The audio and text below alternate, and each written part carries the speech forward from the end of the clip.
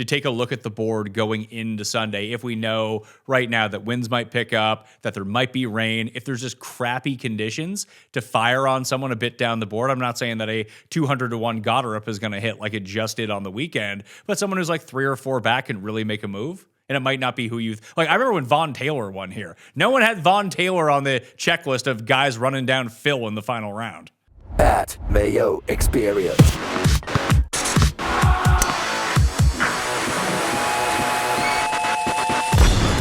Welcome to the Pat Mayo Experience, the final word on the AT&T Pebble Beach Pro-Am. Keith Stewart from ReadTheLine.com. As always, joining me on a Wednesday morning, sir.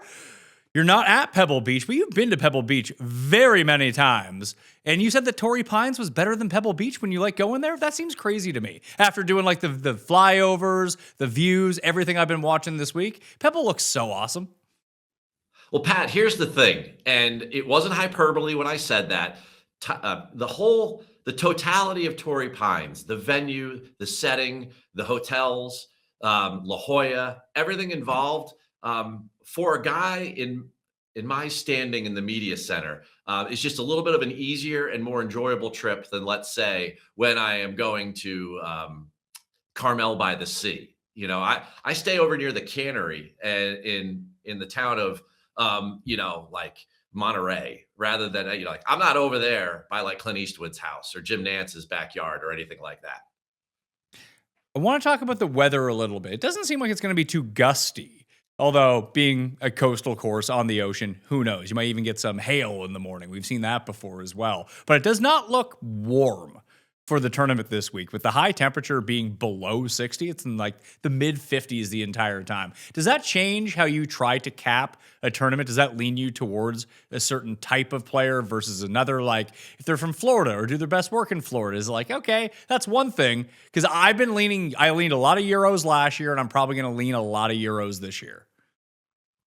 I definitely think that there's a lot of validity to that, Pat. I think that you have to pick players that are comfortable, they're patient, they are willing to play in these conditions. Don't forget, I know it's been downsized over the last couple of years due to signature status, but there's still a Pro-Am going on. They're still playing in foursomes on the PGA Tour for the first 2 days. Now, they'll try to put them in the best part of the day, but they also have to meld with the TV window. And those 6-hour rounds are pretty brutal. You're out there in 55-degree temperatures, exposed to the Pacific Ocean. It doesn't say that there's much wind, but it's going to be damp. It's going to be damp all week. It's raining out there right now. It rained yesterday, Tuesday. It looks like there's a front coming in on Sunday. I wouldn't call it a Wyndham Clark front like it was 2 years ago when I had to shelter in place out there. But it definitely looks like we're going to get some weather on Sunday. So I'm with you.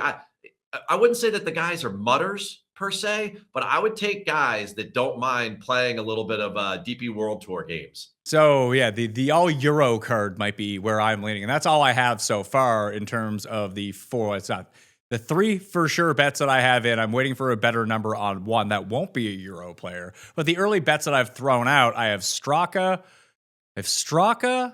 Bhatia, Noren, and Aaron Rai. And they're all 60-1 or beyond. They all come with 8 places because I'm absolutely petrified of the very best in the world being here, at least for the PGA Tour standards. And Rory does what he did last year. Scotty figures out the Pebble Beach greens, whatever it might be. Having those 8 places is going to be very valuable. But I do think that these longer shots, I don't want to say that they're more live than a regular week, but this course does open it up for players who may not be prodigious off the tee or just great wedge players and putters. Those guys can compete at this tournament.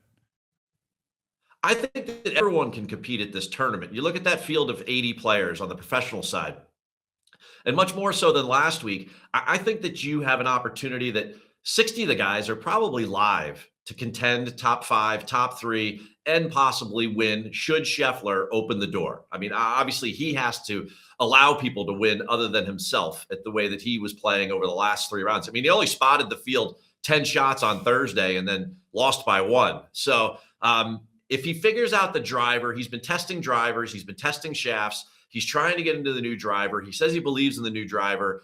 There's just been a lot of work. A lot of folks are even saying that Thursday may have been due to fatigue, that he had hit so many balls on Tuesday and Wednesday, which he normally doesn't do because he's trying to get used to the new big stick. this might be a good venue for him because maybe he won't use it as often. That being said, a lot of pundits in our world claim that you don't have to be a bomber in order to do very well here, or that it's a tough place to separate. Having walked the golf course the last 2 years with these guys, I think that they're revolutionizing the way that they're attacking this place. You go back to Wyndham. If Wyndham had to go another day, who was the guy that was probably going to, beat him? That would have been Ludwig.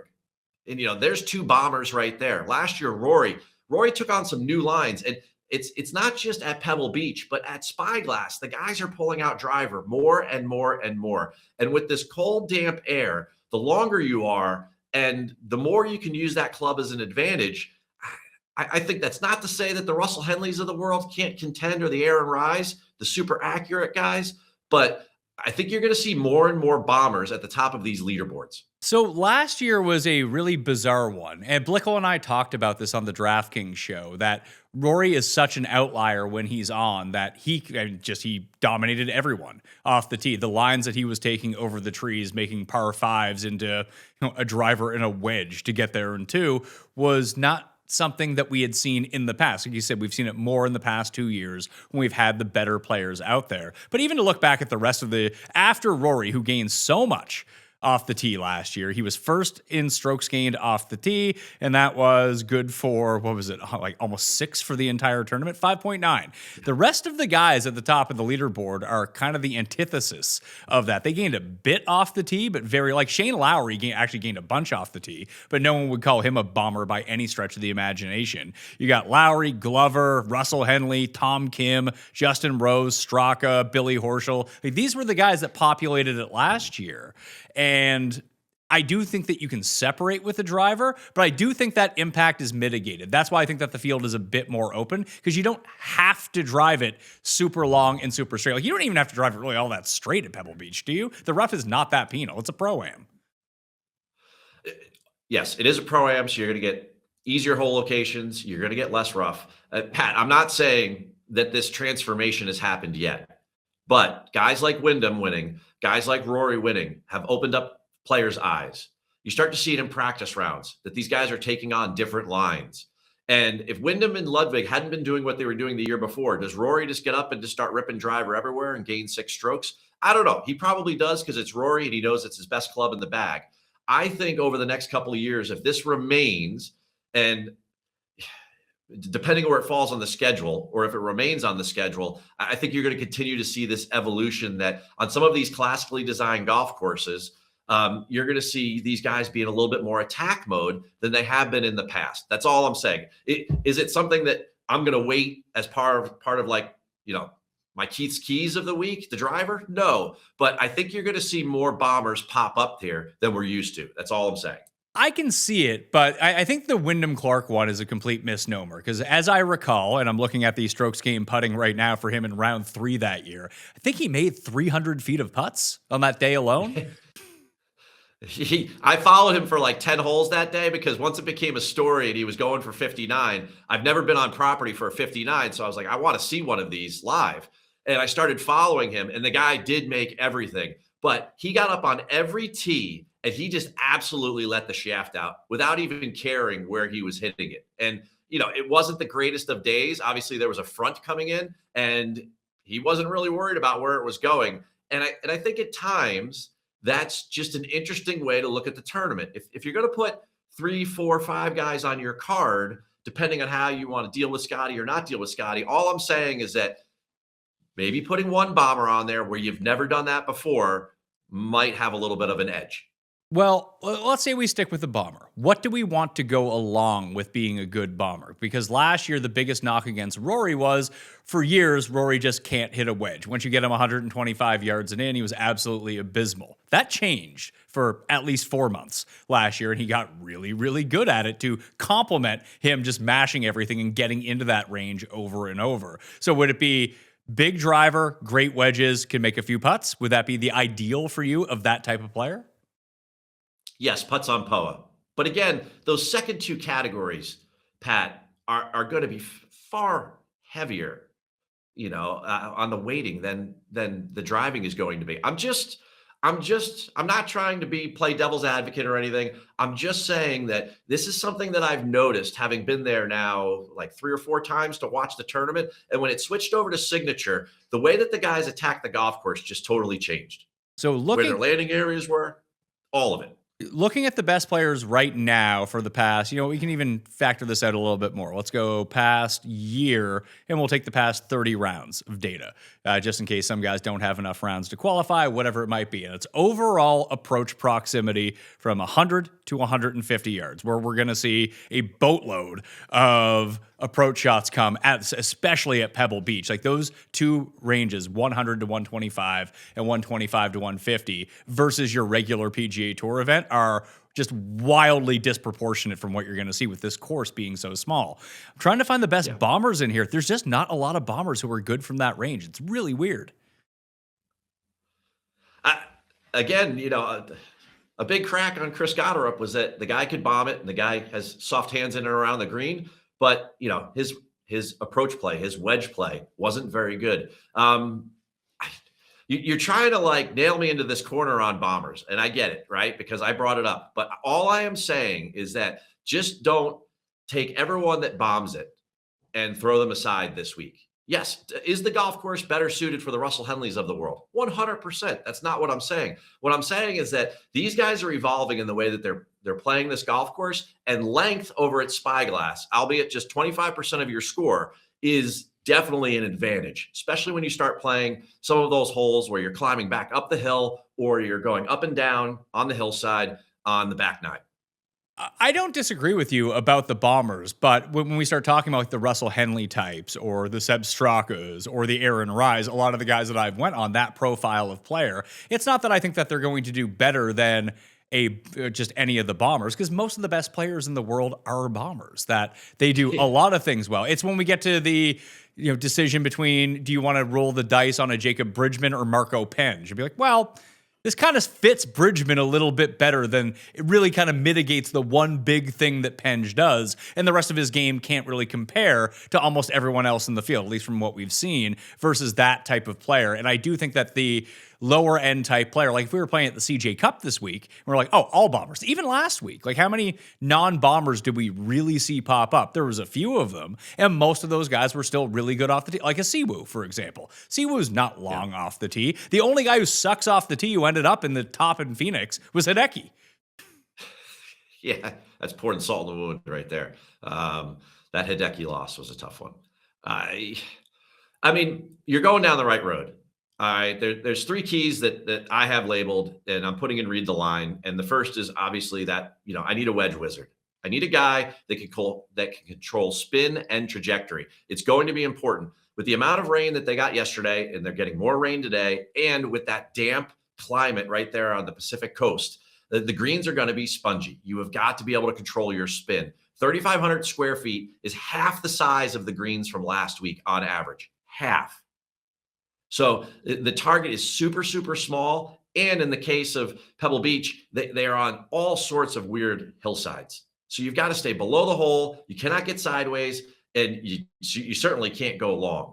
So having that trajectory control in the wind there along the coast, and more importantly, the spin control, are the guys that I'm really looking for. And those are the guys that hit those shots the best and have the closest proximity to the hole, because they're controlling their spin and trajectory all the time from 110 yards, from 140 yards, from 80 yards, right? Don't discount, some of those, holes or those approach shots coming in at 85 yards or 90 yards for some of these guys that push the ball down even a little bit further. I mean, I think it's like 46% of the approach shots happen from 150 yards or less.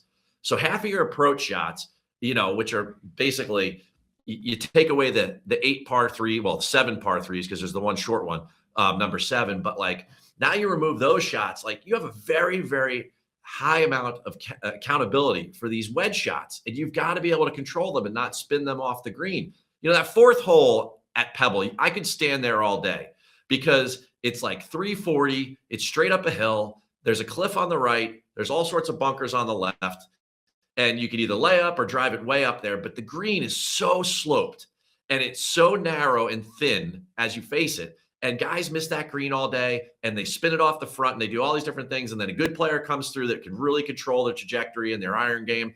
a la like a Colin Morikawa or a Scotty or somebody like that, like a really, really good wedge player. And then they just drop it right next to the hole. They're like, oh, a birdie, great. And they move on to the fifth hole to the par 3. But like that is the perfect like microcosm for what these guys face this week. And then usually it's just a little bit of a longer shot going in at Spyglass, but they have the same level of terrain and elevation and, that back to front, style. You just got to keep the ball below the hole and you've got to be able to control it with your iron game. There's only a handful of players in this field who do rate out in the top 25th percentile from 50 to 100, 100 to 150. Do you want to know who those guys are? Absolutely. Michael Kim tops on that list. Colin Morikawa, Siwoo Kim, Sammy Valimaki, Russell Henley, Tommy Fleetwood. There's your list. Okay. So those last two. Scotty just misses. There's a couple guys that just miss, like JT Poston just misses this. Who else just misses? Sam Burns just misses. Justin Rose misses by 1 spot. Yeah, and I was surprised Rose wasn't on there, just based upon his recent, history, not only at Farmers but in general out there on the West Coast. That's a good list. If we shrink it down to just past 6 months, in fact, it would still be Justin Rose falls. It's that 50 to 100 range where you don't see like a predominance of shots. It's usually that 100 to 150 bucket that we're really concerned about, and he rates out third in that. It's Hovland, Tommy, Rose, Day, and Siwoo Kim. Then you get into Ricky Fowler. How about that's murderer's row for Pebble Beach right there. Day, Tom Kim had been great here. Or maybe you're talking Siwoo Kim recently. Rose for sure. Tommy. You're talking about some guys that can really hit their wedges and really control the spin on their wedges. And then, now obviously you got to cross-reference that with the guys that can putt on Pacific POA. So you might take a guy that was still hitting his irons really, really good last week in the desert, but maybe he's not as good of a putter. Then but he was great at Torrey. And then you send him back out to these bumpy greens, and his iron game is still very, very good. Those are the guys that are going to have the most value this week because maybe they played a little bad last week, and you're like, but the only thing they did wrong was putt bad. And then they still hit their irons really good. Now they go back out to another iron fest where they have to putt on POA, where they prove they could do it at Torrey, and that's a pretty good guy to keep an eye on. What would be the difference, do you think, in the greens? Obviously, the size of the greens being one, but if we're just trying to figure out the different types of POA between Riv, Torrey Pines, and here, it seems like these ones run a lot slower than the other two.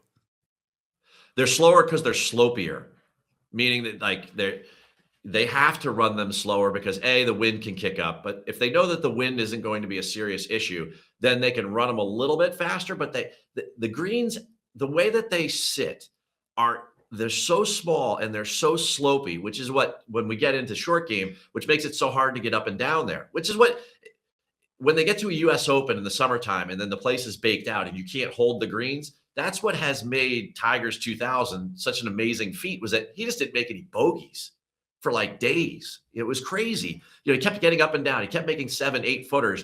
And you can do that in the summertime because they're not nearly as bumpy. This time of year, you could go attack some of these pins as long as you can control your spin and hold the ball where it lands. You're going to do very well, but still they're going to be bumpy. I look at guys like Knapp and Cootie who putted really, really well out at Torrey and had success there. And then they had some success at the desert, but now they're going back out to those surfaces and they're obviously still hitting it well.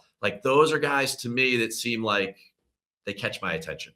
So the best putters on California POA over the past 3 years per round are Guy Pearson Cootie, number 1, only 5 rounds. Matt McCarty, number 2. Bridgman, number 3, 5 rounds, 4 rounds, 4 rounds. Once we start making the sample bigger, so let's say at least 10 rounds, still not statistically significant here that it's going to prove something, but just as a small sample, that's what we kind of have to deal with at the moment. You're looking at Novak, Shank, Thigala, Harris English, Rose, Bhatia, Burns, Knapp, and Denny McCarthy, then Tommy Fleetwood, then Tom Hoagie. All those guys check out. All those guys have had success on that style of greens. And if the last 2 signature winners, granted one of them was in 54 holes, if they're averaging about gaining 6 strokes on the field with their putter, that's a serious factor this week. I won't bring up the driver again, but if you're going to put approach at 50%, you're going to put that putting on POA at, let's say, well, I would put approach more at like 35%. Then you're going to put that putting on POA next at maybe like 25%, and then split the difference. The next biggest weight would be short game because you're going to need it there. And then the last part would be the driver. So I'm digging into the course stats. We have all of this up at the rabbit hole. So betspertsgolf.com if you want to dig into the course a little bit more. One thing I found really interesting about the around the green metrics is that your average people are gaining more around the greens at this course than most. And I think that has to do with the overall sample because the greens are so small that just fewer players are hitting greens in regulation. Therefore, you have the chance to gain more on some of these around the green shots if we're starting to try to contextualize these stats a little bit. It's kind of funky too because there's so many bunkers there. So it actually introduces, it's not just all we're talking about around the green acumen from grass, whether it's closely mown or it's grown longer, like rough. It's not super rough this time of year because of the Pro-Am factor. But overall, people they should be gaining more. Yes. It's funny you say that because we do have that split right now. So it's the tour average of the past 5 years versus what has happened at Pebble Beach over the past 5 years. So your typical around the green shot from the rough is about 50% easier than at your average PGA Tour course at playing at Pebble Beach. Sand is like 20% harder than your average course around the green.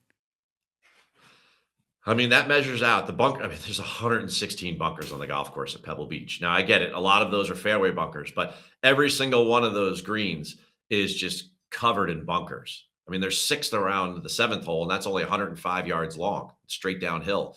And a lot of the bunkers cause awkward shots. You're going to small targets on bumpy greens. I mean, if you can get up and down, you're definitely going to gain on some people because guys are going to end up chipping from 6-7 feet and then or 2-6-7 feet, and then they have to putt on the bumpy POA from there. And if you're not a good putter, then it's going to create a larger differential between the guys that are unsuccessful and the guys that are successful. So if you're a good short game player, you definitely have that as an edge in your favor. It's winter and it's cold, at least where I'm at, and I'm spending way more time indoors, aka I'm sleeping more. If you're like me, it's time to upgrade your sleep and switch to Helix. You'll never go back.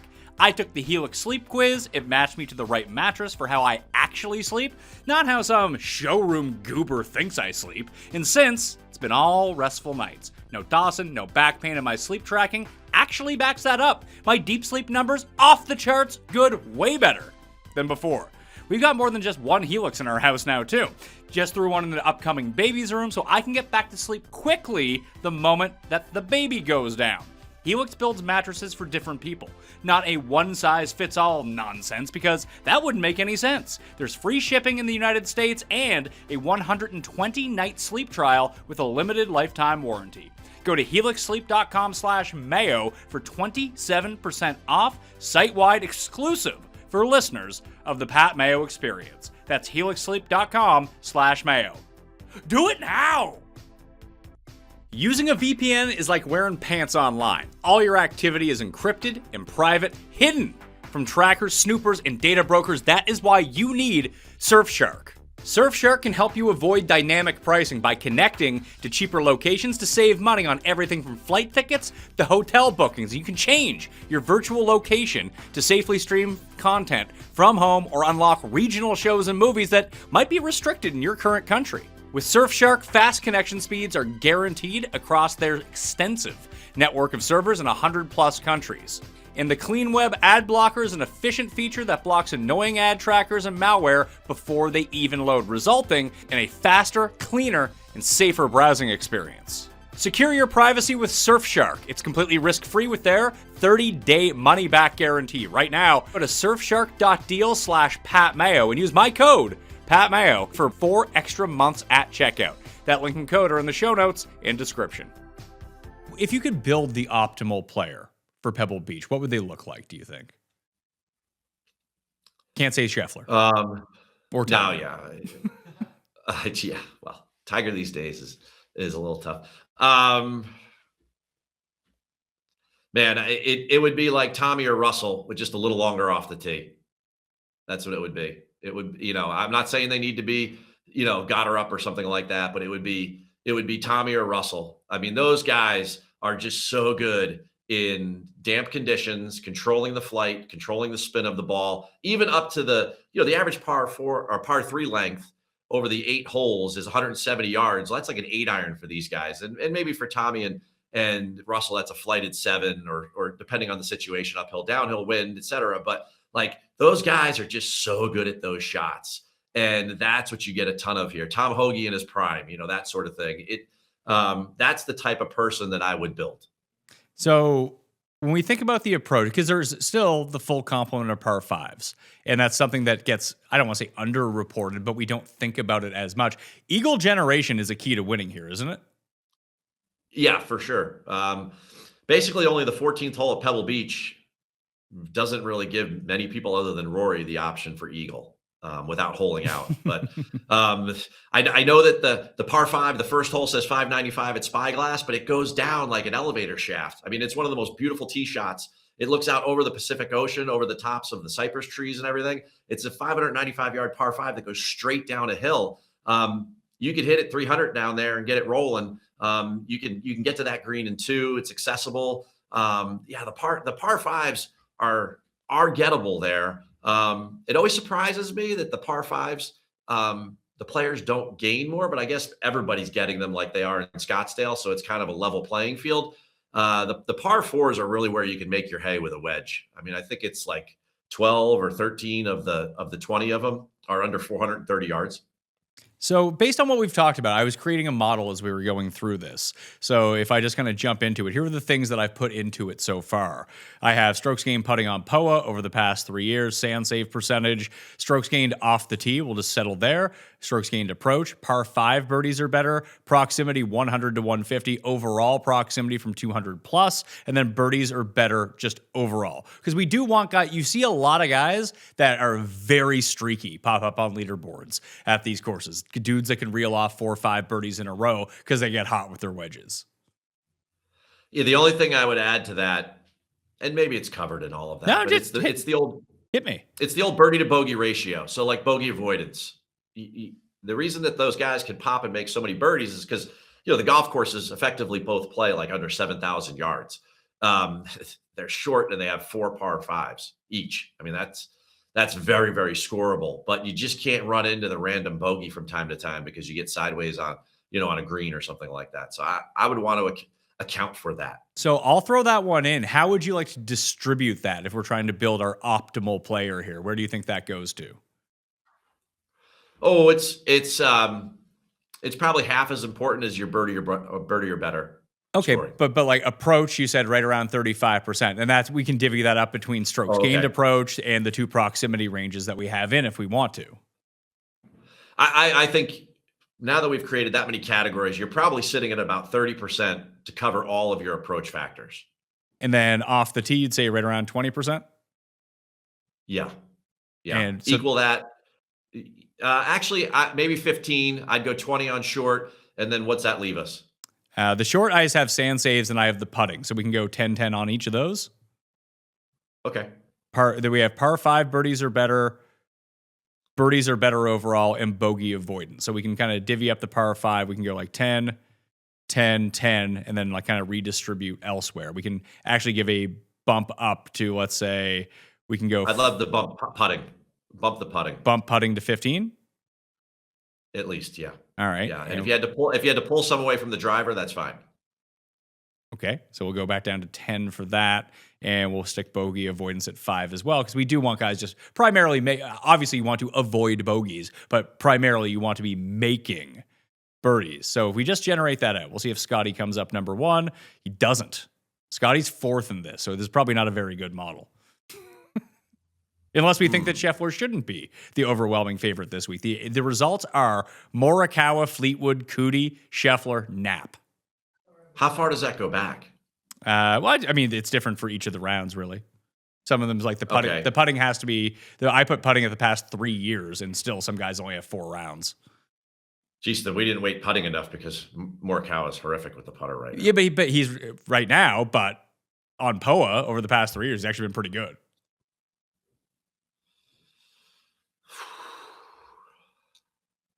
Man, issues are still issues. Sure. You know? I mean, maybe you can contextualize that when we look at it, because we only put in the POA putting. We didn't put in regular putting. Oh, okay. All right. And we can do that. That makes. Do you think we should That do makes that? a little bit more sense. And maybe go half on POA, half just overall putting? Yeah, do that. All right, so we'll do that. We'll throw that. There's so many factors in play right now. I've lost track of them all, but I'm trusting you. Hey, listen, if people log on to BetSports Golf, they can find what we're creating right now if they want to follow along with us or to see what the results of ours are going to be. I'm going to turn off the Pebble Mayo Keith V1, and we'll go Pebble Mayo Keith V2 from the show. We also have a wedge play super highly rated where Scotty's good, but it's not the best thing he does in his bag. He's fantastic the farther versus the field. He's so much better the farther you get away from the hole versus really close to the hole. It would be like if Andrew Putnam had popped up, he would have been great in this model. Or if he was in the field. Or if he was initially going to be in the field. And I was like, I'll bet Andrew Putnam at 300 to 1. And then he didn't make it because, that's what happens. Let's see. We'll go 200 overall. Okay. So we'll see. That's a great question. How far down the board can a guy be that could actually pull this off? Well, how far down would you go? Man, I tell you, I mean, how much have we been behind Siwoo the last couple of weeks? And this guy can't close. And he's hitting, is anyone hitting the ball better than him on the PGA Tour? No. He's played in all 4 events. Nobody's hitting it better than him, and this guy can't close. Man, but a guy like Gotterup, that guy just gets, he's like a shark in with a bunch of guppies out there. That guy just absolutely, he's just like Scheffler in that regard on this past Sunday for sure. That was a cheat code last year. Once Gotterup got his confidence at the Scottish Open, his scoring average on Sunday was only it was second or third to Scotty. And if you played him in head-to-heads on Sunday, Gotterup run every single week. It was the best because that guy played till a whistle. It was awesome. So there is a tie for number 1 at the top of this new one that we put in. Fleetwood and Scheffler are tied as number 1. Then it's Cootie, Morikawa, Knapp.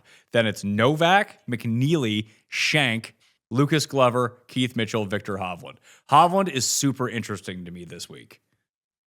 Do you believe all of the green squares on his short game gains over the last couple tournaments? Do you believe it? I don't. You can do it here? No, I don't believe it all that much. I think it's nice to see that it's not a huge detriment. The thing I would be more worried about, as Blickel did bring up to me, is that his driving hasn't been very good for a year now. It's been a little all over the place. And he admitted to it in the desert that he's not really comfortable with his driver right now. Imagine that. Victor's driver inspires less confidence in the man than his short game does currently. His approach play and putting are off the charts good right now, though. And that might be good enough at a place that, like you said, if you can bomb it the right way here, you can set yourself up for an easier course. But if Victor has to hit his approaches from 160 instead of 130, I think it's a big deal to Victor. You asked me a great question before, and I'm still thinking about the answer to it. And that is, if you could build the prototype player, Victor's proved out that he's a very good fit under multiple styles of conditions for Pebble Beach. He won his AM there. He won low AM in the 2019 U.S. Open. So he's got the summer thing down. Victor should be on a lot of people's radar this week for sure. He's never finished better than 13th while it's been played in February. His best 2 results were actually the USGA setups in the middle of the summer. Now, correct me if I'm wrong, and lots of times I am, but a lot of those were short game related, that he had some issues. If you look back at those specific tournaments where he was losing a lot of short, strokes around the greens, if you believe the green boxes that are currently chasing him in that category, then it would give him a better chance than 13th. It would, and he has had a lot of problems around the greens, especially the past few years. He's played at each of the past 3 years. One of them was about break even. The other 2 were wildly in the negative. He also hasn't been able to figure out how to putt on these greens. He's been wildly in the negative on those too. But it's funny that you mentioned. That's why I asked, what is the difference? He sucked on the greens during the U.S. Open here when he played it as an AM and was low AM, but everything else was off the charts good. Approach, his short game was really good. And we do see this with him from time to time, that the longer the rough, the harder the chipping conditions are almost an equalizer for him. That when you need the finesse and you need the touch, when you watch Hideki and you watch Siwoo out there and they're just clipping the ball and getting it to stop next to the hole, Victor's never going to do that. He's more apt to chunk it than do that. But when you stick him at Bay Hill or a place with long grass around the putting surfaces, then he can just kind of stab it and he's about as good as anyone. Yeah, I mean, the old chunk and gouge. Certainly Victor, Oak Hill, a couple other places come to mind. You put him on a tight lie like a Southern Hills or what we saw last week at TPC Sawgrass, Scottsdale, strike that. And yeah, you definitely see a different Victor as far as confidence goes around the greens. It's interesting that he had so many bad additions there at Pebble, because Pebble's more often than not, Victor wasn't a very good bunker player before either. And that probably had a lot to do with it. You're getting a lot of bunkers here. You got to be a good bunker player in order to get yourself around Pebble Beach for 3 rounds without running into too many just loose bogeys. I mean, if you're asking me at the end of the day, like Victor or Russell, I'm going Russell. I mean, Russell's hitting the ball good. He's proven he can putt on these greens. He plays great with a rain suit on. The guy, he's a very good prototype player for Pebble Beach specifically. And if you go to coolbet.com right now, under the PME exclusives tab, you can get the best number in the world on Russell Henley to win at Pebble Beach, thanks to your man, Pat Mayo, because that's who I'm betting near the very top of the board. So if you're in Canada, outside of Ontario, the fastest payouts in the biz are at coolbet.com. Highly recommend that you check it out. Best bunker players in the field. Harry Hall's the best. Thorbjornsen's sneakily number 2. Hideki, Michael Kim, Steven Fisk, Valimaki. I think Valimaki is super interesting here because he's off to a very rough start to the season after storming through the swing season, getting his win at RSM. But if you think wedges, putting, and sand, that's the Valimaki game plan to a T. Outside of the agronomy on the greens, there's a lot to say about RSM that is very similar to how you have to play around Pebble Beach. Driver, wedge, putter, score, go to the next hole. Driver, and you can run into trouble if you start to get the driver really wayward. I was waiting for you to talk more about the bunkers or bunker play because I was going to bring up your boy, Michael Kim. Michael Kim's a very good bunker player, and he could be a guy further down the board, DFS or a placement, head-to-head matchup guy that when you get on the weekend and everyone gets 4 rounds, Kim's going to have a matchup with somebody, and you just look at that guy. If that guy's horrific around the greens, then you're going to take Kim, and you're just going to cash. I can get behind that. Yeah, that's an easy play for the weekend, for sure. Or even, starting right off. But I don't think it makes as big a difference over at Spyglass. But you get him at Pebble, guys are getting in bunkers, and Michael Kim's proven he can get out of them. He went to Cal as well, and he told me when we did the show in the offseason, he's pretty familiar with these layouts. It seems to make a difference. You look at a guy like Mav McNeely throughout his career, even when he wasn't having a ton of success, always played well at Pebble. And, he went to school right up the road. It's true. All right. There are 3 guys I really want to talk about. Because I think that betting one of them could, provide some hefty dividends if you can get them right. One of them's Rory, the defending champion, who I've done a bunch of shows now already this week, and no one's really talking about Rory, which is really strange. It was the same way coming in last year that no one was talking about him. And then all of a sudden he started playing every event and he was gaining almost like 2 shots per round with his iron game. It was crazy. It was like, what are we doing here? And, this would definitely not be a place that every piece of content last year would have said, it's going to mitigate its driver. That's his superpower, all of the above. And then the guy just starts hitting it over Jim Dance's backyard and cutting corners and hitting wedges into par 5s. And then they were like, oh, maybe there's a different way we could play this golf course. This is interesting. And, Rory had the putter working. The weather kind of worked in his favor. That's the type of golf that he grew up on. No surprise that he, Shane, guys like Rose are at the top of the leaderboard. The next 2, one of them had a scorching Sunday in Phoenix. That would be Xander Schauffele, who is down to 33-1 in some spots, which seems like a very big number for Xander Schauffele. And the other one's Tommy, who had a pretty piss-poor run through the Middle East to kick off the year. And then we've seen his name pop up on a bunch of these metrics so far. If he was playing like peak Tommy, this would be a perfect tournament for him. But now it seems like he's falling through the cracks too. Just a few of these guys that are high-end players that no one really knows what to do with right now. I really don't know what to do with Tommy. I really don't know what to do there because he was even great through the fall, right? Didn't he lose to Rye in a playoff deep in the DP World Tour season at the end there in that final run of tournaments? It was like the second or third to last tournament that they played. He lost. Yeah, he lost in the first leg of the playoffs. Then I believe Rory lost to FItz in the finals. Yes, but he lost to Rye, correct? Tommy did. Yes, he won in India. Then he lost the next week to Rye. Then he missed that playoff with Rory and Fitzpatrick by a shot. So he went 1-2-3 through his final events. Did he peak? Like, does this happen? Did his run happen and now he's leveled off and now he needs to get back up going again? Like, do you find that happens with some of these guys?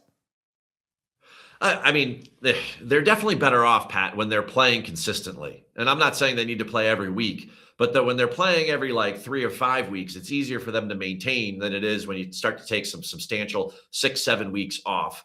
And the skins game's not really going to be that competitive, get the competitive juices flowing. That's for sure. So Tommy's very interesting to me. And as much as his golf game fits that place, he's never been that great there. I can't ever remember Tommy contending pre-signature or in these 2 signature years. So Tommy is very interesting to me, but because of all of those reasons I just listed, I don't know that I would go there. A guy's name that you brought up, which is FItz, is a guy that is really playing good golf right now. And he's got some speed off the tee. He's also the type of guy that's super detail oriented that will know when to lay up, when to attack. He'll have all his numbers, kind of worked out. That's a guy that's very interesting to me, can get up and down, can get the putter going, is good on US Open style golf courses where you have to keep the ball in play. You have to have bogey avoidance. That's a guy in the middle of the board who's, right there. A lot of people don't make comparisons between FItz and Tommy, but you see where I'm going there, right? Shane, a lot of people are going to be talking about Shane. They'll be talking about Tommy. I think that FItz is getting overlooked a little bit. I mean, he might be the most popular bet of the week. So I don't know how overlooked he's going to be here. You think he's the most popular bet of the week? More popular than Russell? I think so, because his odds are deeper. He's like 35-1 instead of 28-1. Oh, okay. All right. But I think that more people will have wagered on Matt Fitzpatrick by the end of the week. That'd be my guess. I know. I need to wait and see golf tips checker to see who's tipping Fitzpatrick, but I've just seen him up a lot. And I initially, when I went to go do my first write-up, it was between him and Henley, and I kind of flipped a coin. It's like, yeah, I like Henley. This is the spot that I'm going to take at the top. But then all these numbers started crashing. Like, what if I could get Tommy at 33? And you get Russell at 30? You get Russell. What's your cool bet boost on? The cool bet, I believe, is up to 40 now. Oh, God. I mean, I'd move to Canada for that number on this week. Come on. I mean, seriously. But you still have to beat Scotty. So. That does pose a problem. Why do you think Scotty hasn't had, I can't say, he hurt his hand. He came back last year and he led the field in approach. So I'm gonna retract that last statement. Well, I think it's more that that happened to him. That was his first start back since the hand injury, and he was 3 shots behind Wyndham Clark after the 54-hole call. That he was probably. You say that like Ludwig was clearly going to win. Scotty was probably going to win. No, that's 2 different years. Last year was the injury year. It was, but the year before that, Scotty was T6 after 3 rounds. He was 3 shots back going into the final day. Yeah, he would have won that. You're right. He definitely would have won that. That's pretty. So he's been around, but I don't know what it is. I think it's that he's a good wedge player, but he's not an elite wedge player like some of the other guys that elevate themselves based on that one skill. That almost like Rory was sort of the cheat code to this, that if you're just so awesome off the tee every single week, which is a very predictable type stat, that can be mitigated here. That can be your biggest advantage might not be the biggest advantage that this course allows unless you can truly figure it out and have one of those elite performances. Whereas something like wedges gets overemphasized undersized, and therefore those like middle tier players who can't stick it from 191 yards from the thick rough like Scotty can, they don't have to do that here. They can overemphasize the things that they do really well, and it's a bit of a mitigation when it comes to what the skills play. Now, Scotty is so good at all of these things, he might just beat everyone by 7 because he can have the outlier week anywhere, and he can putt at the same time. But if he's not a Scotty, there's enough good players in this field that they can beat B Scotty. Oh, 100%. Yeah, 100%. And there's a lot of things that could kick up over the course of the week at a place like Pebble Beach that aren't going to happen, when they're playing in a dome out in the desert, right? It's pretty much what you see is what you get there every day.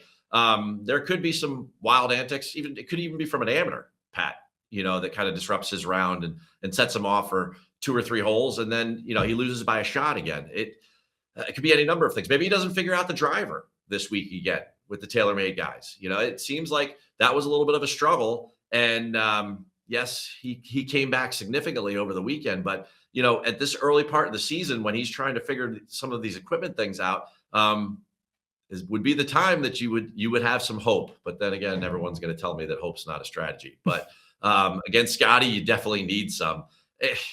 One of the guys I'm going to bring up that's in that middle range that people are going to overlook, but I kind of like Jake Knapp here this week. I really do. He's always putted well on POA. He can attack with the driver, but he's also good at just hitting fairways. Very even keel guy. I kind of like his swagger in the Pro-Am, 2 different golf courses, just kind of rolls with the punches. He was good, not great maybe he was just below great last week. I mean, the guy's been hitting the ball really, really nicely. If there was any sort of drama in his life last year, whatever, that may have been a distraction, that's no longer there. I mean, I think the guy's really focused on golf this year. During the coverage the other day, a couple of the commentators who would know more than we would because they talked to the players one-on-one, they just said that he had like a really nice sense of confidence about where his game was and how much he loves this time of year. We've seen him shoot 59 in February. We've seen Jake Knapp win in February down in Mexico. He's placed well in a bunch of these different tournaments, and he's such a good, solid putter. To me, that's a guy that I think could easily be overlooked. That's showing even a little bit more value on the board than like a Matt Fitzpatrick. But boy, oh boy, I think he could actually win one of these if Scotty opens the door. That's really interesting because it's factored into his price point right now because he hasn't finished any worse than T11 in 3 starts this year. He was 8th last week in Phoenix, and that's really after a final round that was nothing to write home about. So to take a look at Knapp right now on the betting board, updated, he is still below like 40-1 in most places, or at 40-1. He has the same number as McNeely, Cantlay, Ludwig, McIntyre. Thorbjornson's the same number as him. It feels like that value has been squeezed out of his number. Like maybe those are the true odds of what he should be. I mean, they're probably not, but I don't know. I take a look at the guys that are just above him on the betting board. I'm like, I just prefer those guys. Like if you make Fitzpatrick and Knapp within 5 points of each other, you're definitely betting Fitzpatrick, aren't you? Boy, that's tough. Really? You would take Pacific POA? On Pacific POA, I'm thinking about it. Everywhere else, certainly. That's a tough question for me right now. It's a tough question. I feel really good about Jake Knapp.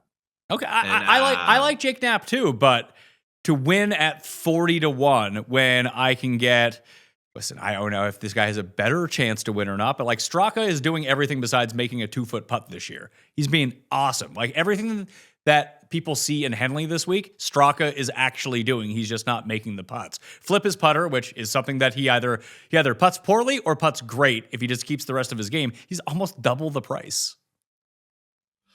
And he's won a signature event before. Yeah. We may not like the odds board, but the odds board is generally, it's close. It's always close to what the guys have a chance. I mean, like, who down the board can win a signature event that hasn't proven it before? You ask me Matt Fitzpatrick, I will say yes. Who down there can win a signature event? You ask me Sepp Straka, I'd have to say yes. He's done that, right? He did it in Philly last year. So like, Who? I'll give you. I'll run through a list of names of guys that I think that could win a signature event that are down way past Jake Knapp, and it could be this week. Noren, okay, Batia.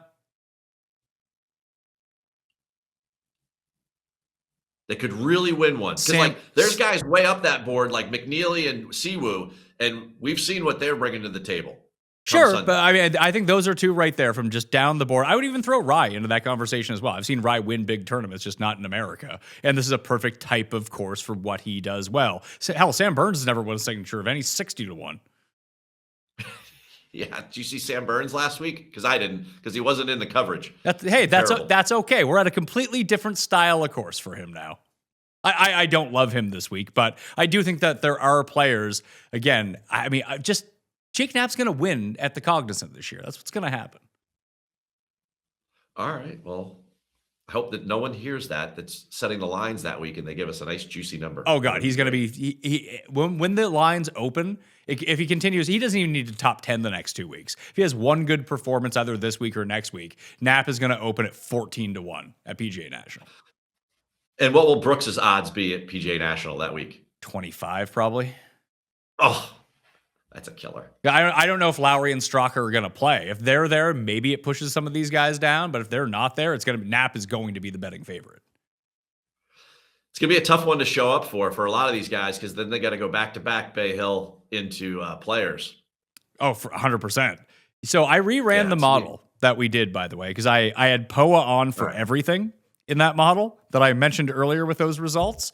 And I was like, I couldn't fathom how Scotty wasn't number one with the stuff that we were looking at. It's because I forgot. You always got to watch out with these models and go double check. Doing it in real time leads to errors. I turned the POA filters off outside of the putting, and now we have a more accurate representation. There's one name on here who has won a signature event that I think is very interesting. Scotty is number one by about 20 points now in the model. That makes way more sense. Kurt Kitayama is number two. Siwoo, Cootie, Fleetwood. That's the top five. Burns, Goddard, Fowler, Knapp, Henley. That's the top 10. A lot of those names make sense. Certainly, we've mentioned enough of them for sure. But Kitayama being number two, I thought was really interesting and a great coastal course player. Oh, definitely. Yeah, Kitayama. I bet Kitayama last week, and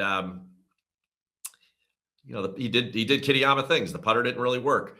You put him in a place like this, and his ball striking in that temperature, he definitely has an advantage. He's that good of a ball striker. He has never gained. He's played this tournament 4 times over the past 5 years, and he's never gained, not even on average. Like you take a look at his total putting at Pebble Beach to the golf links, it's never been worse than minus 1.71.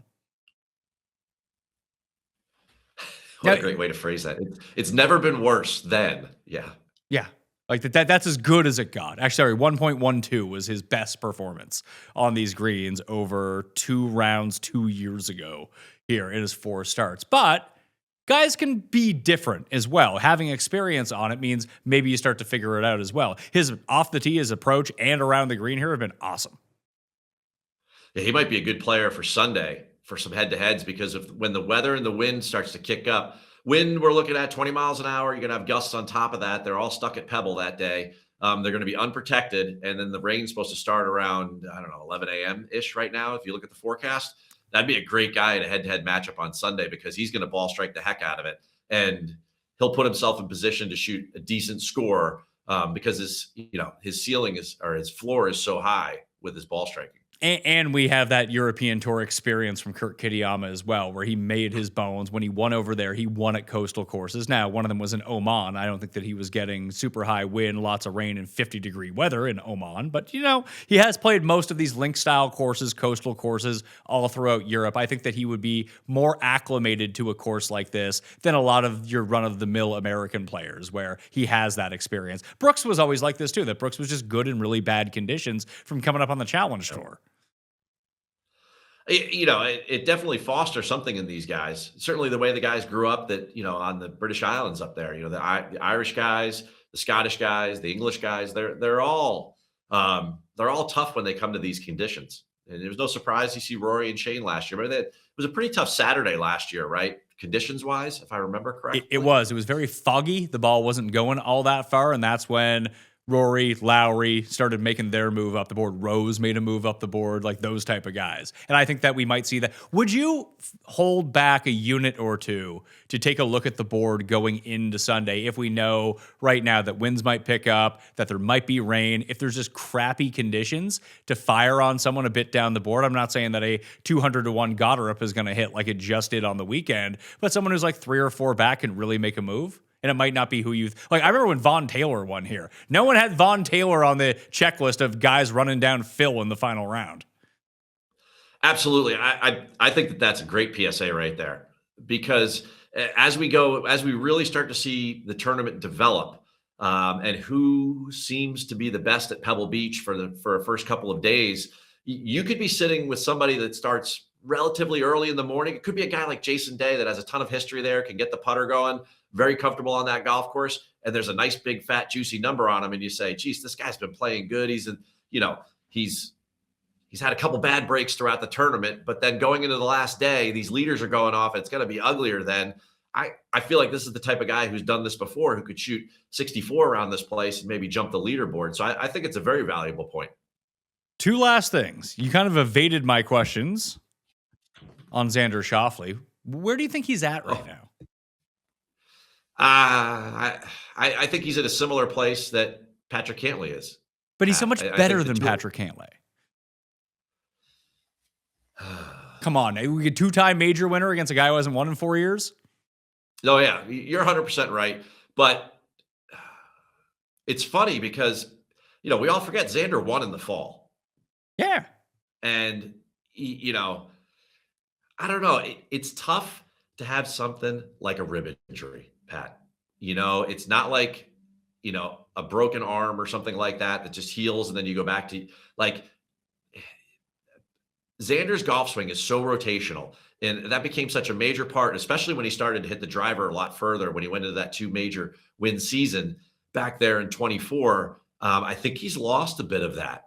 And when that starts to like put a little chink in the armor, these guys, man, they're more fragile than they let on when it comes down to it. Even Scotty, you saw on Thursday when things weren't going right, you could see all of the emotion that was kind of building up inside of him. Now, he tends to turn his anger into focus, but some of these other guys, they turn their frustration into just like, into turning off, quite frankly. So I would be very curious to see how Xander, like if I could talk to somebody in his camp, and I would love to learn more about what equipment changes he's made this year, whether or not he likes them, and basically how he feels. Because, his words, and maybe it's just as simply as that he's not putting the practice time in that he used to because he's got 2 majors in his career, and now he has a kid, and maybe he's just trying to figure all that out at home.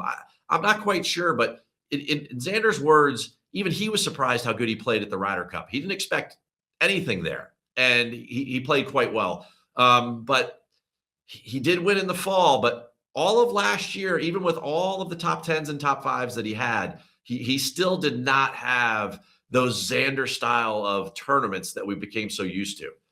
Something's going on there. And until he starts to put together a couple Xander starts one after another, I'm gonna hit the pause button. Quite frankly, if he had to work on anything, you weren't going to do it while you had 72 cuts in a row, Pat. That's the way these guys think. He's not going to start change. If he knew with Como he had to start working on something and to try to evolve into the next stage of his game, that, he's like, well, man, let's just keep the streak going. We'll keep going.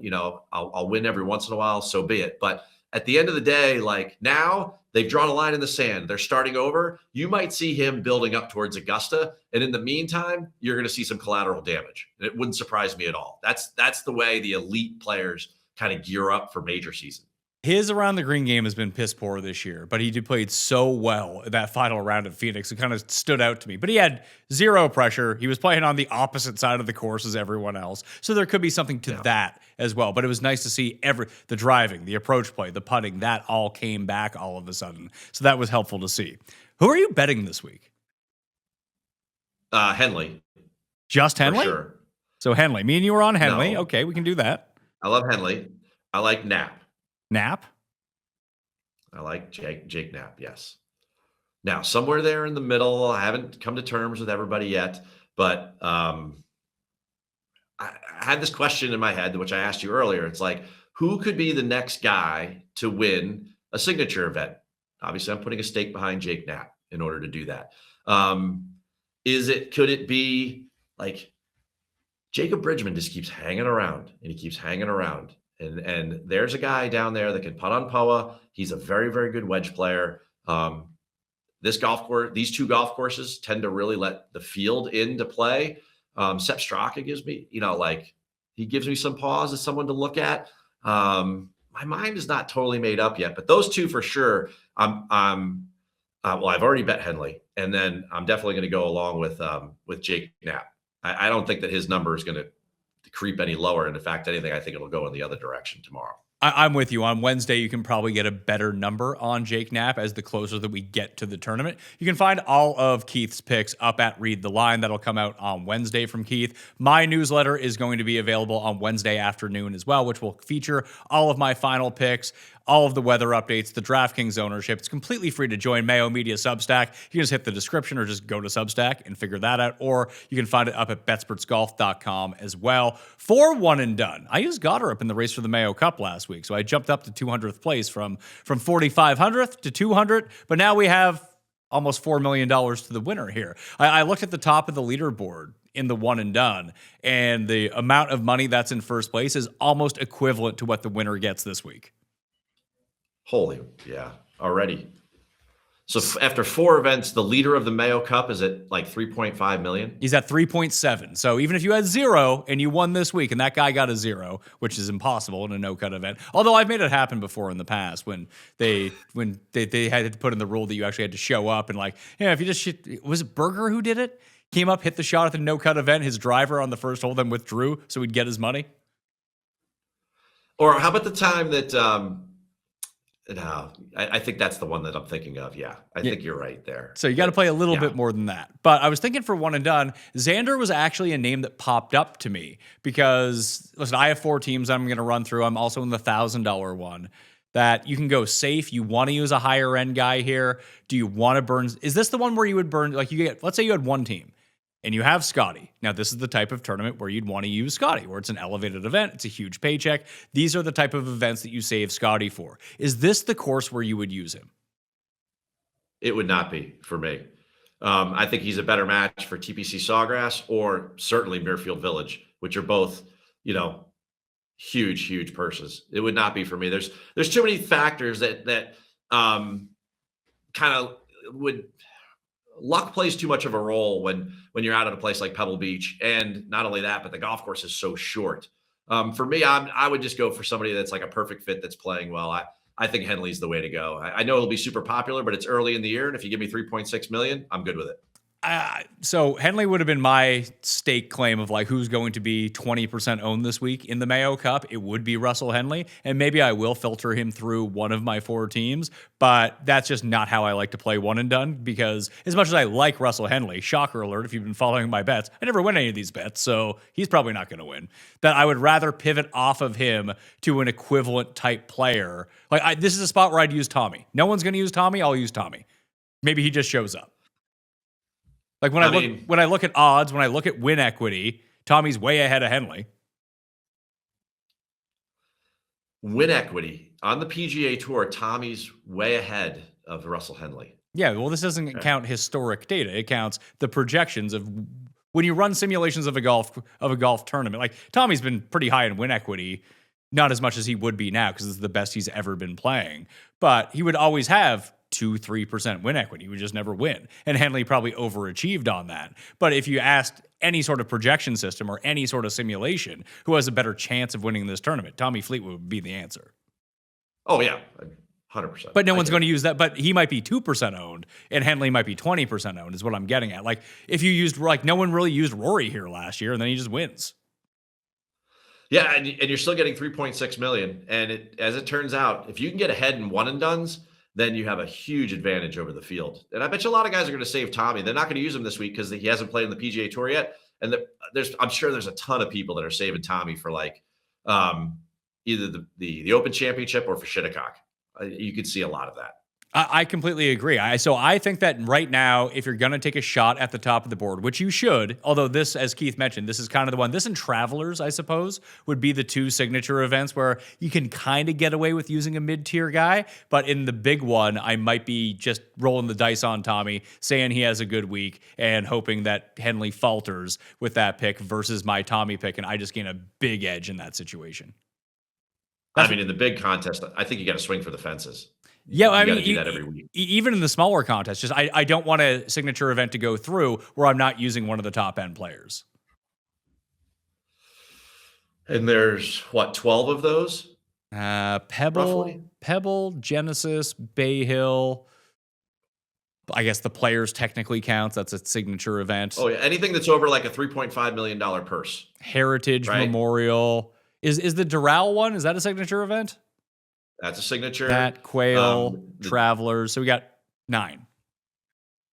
Plus the 4 majors. They're all going to be over 3 million. Yes. So, and you said the players already. So yeah, so you're looking at like a dozen of those you got to come up with. At some point, you're going to get outside the top 10 players in the world. And if it's Travelers or here, then that's where I'm going to try to sneak a little bit further down the board and try to really get a good course fit. Later in the year, I have to be riskier. So Travelers might cause me to do something different. But right now, I feel like just if I could accumulate some guaranteed cash, like that's the direction I want to go in. So if you went down on the board, so like Henley's like 5th on the betting boards. You're not really going down the board for Henley. Would it be a Stracco? Would it be a Noren? That far down or somewhere in between those two guys, like a Fitzpatrick? Like Fitzpatrick. If you were gonna be riskier, somewhere in there. Maybe even a Shane.